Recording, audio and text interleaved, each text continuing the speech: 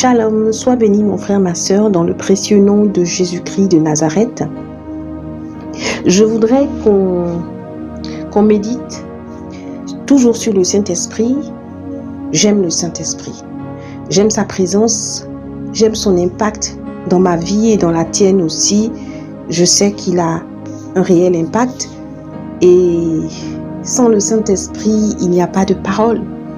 Sans le Saint-Esprit, il n'y a pas de création. Sans le Saint-Esprit, il n'y a rien.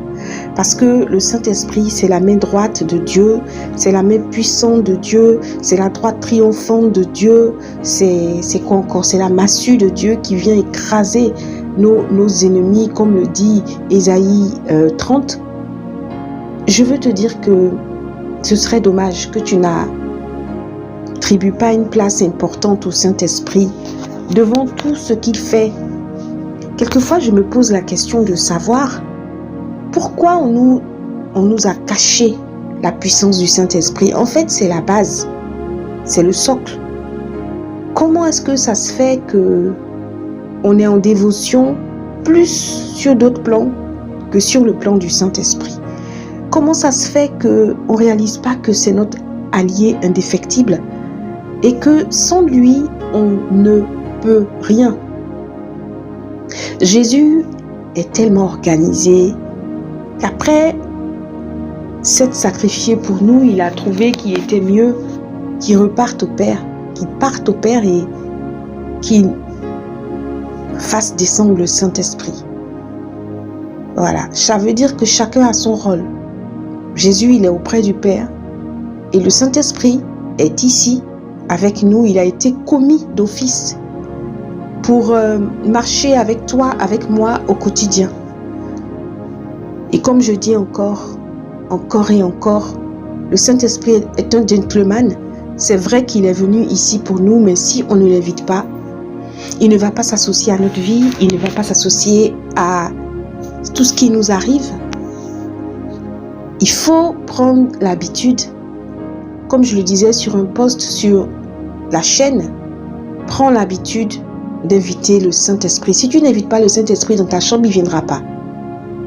Si tu ne l'invites pas quand tu es en train de prêcher ou de partager ou même de chanter, il ne viendra pas. Si tu ne l'invites pas à s'asseoir près de toi, il ne viendra pas. Si tu ne lui parles pas, il n'est pas mal élevé, il ne va pas te parler.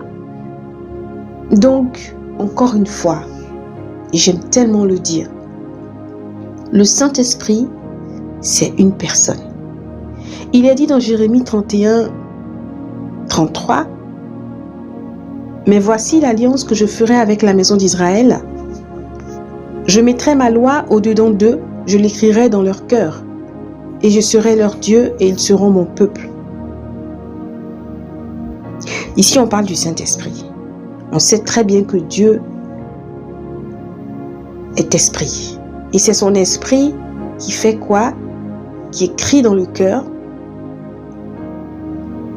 C'est son esprit qui établit sa loi au-dedans, qui met sa loi au-dedans du chrétien.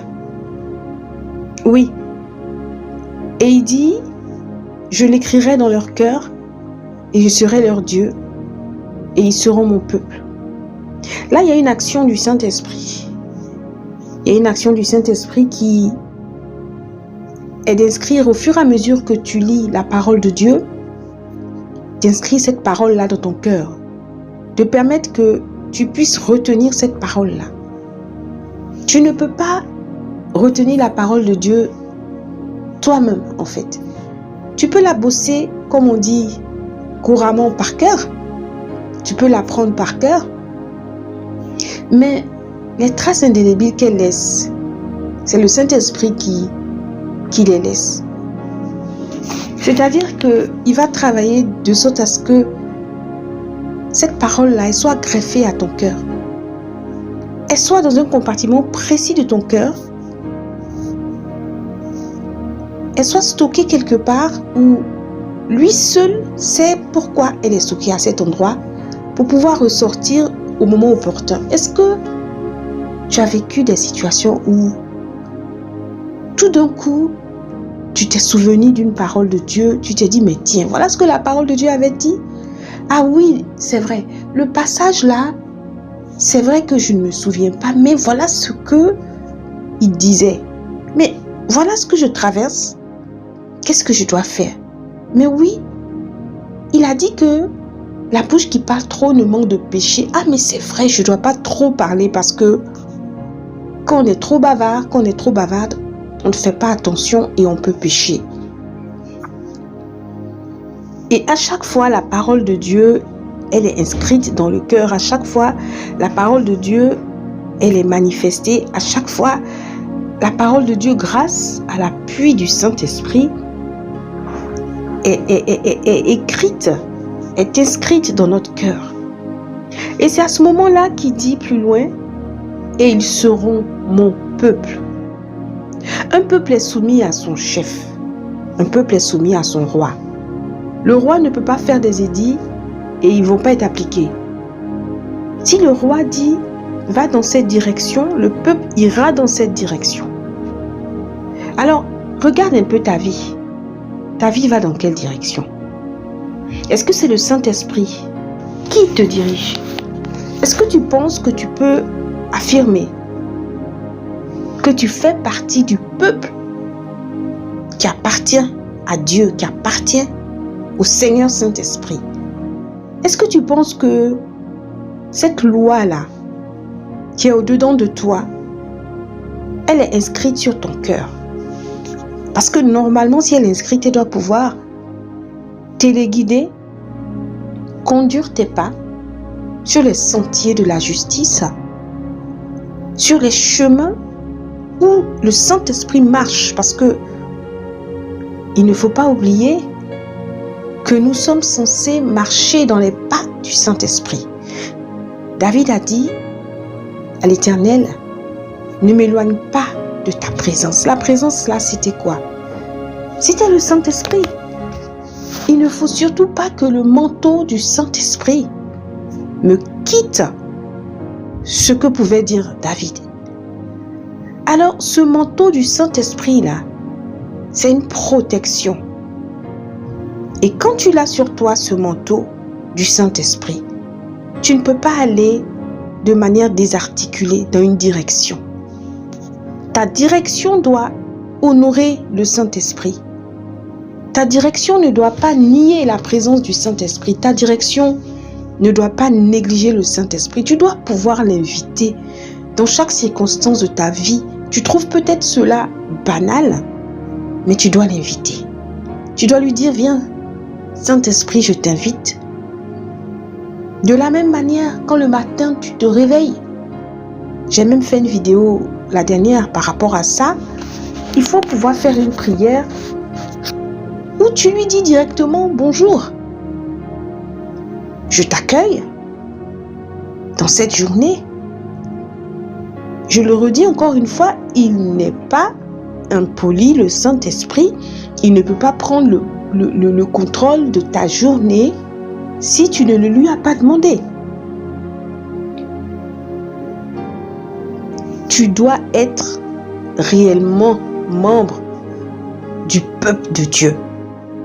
Tu dois être réellement conduit par le Saint-Esprit. Sans le Saint-Esprit, tu ne peux pas y arriver sur cette terre. Il y a trop de choses. Nos yeux n'ont pas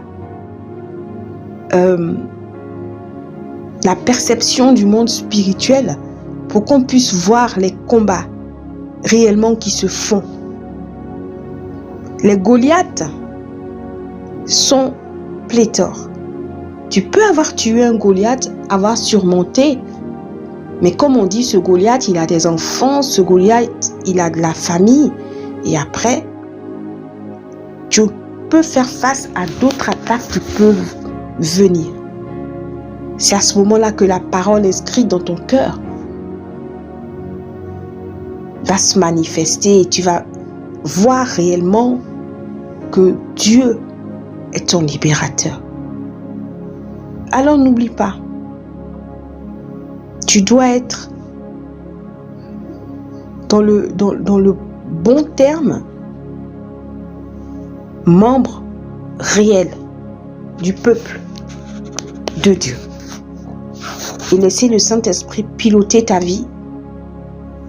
Trouver la solution à tes problématiques. Sois béni et que la parole de Dieu soit gravée tout le temps sur notre cœur. Shalom.